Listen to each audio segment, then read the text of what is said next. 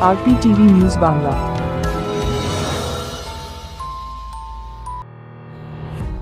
জেলার সব খবর সবার আগে জানতে চোখ রাখুন আরপিটিভি নিউজ বাংলায়।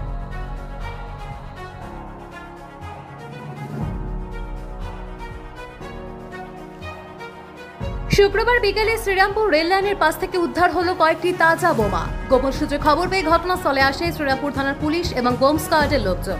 উদ্ধার হয় বোমাগুলি।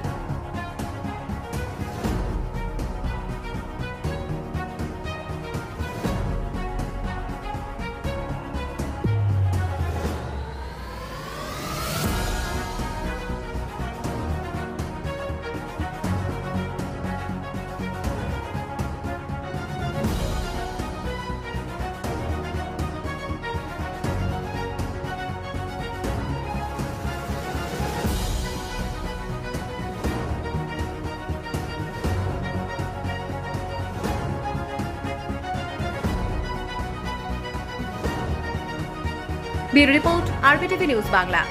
RPTV News Bangla।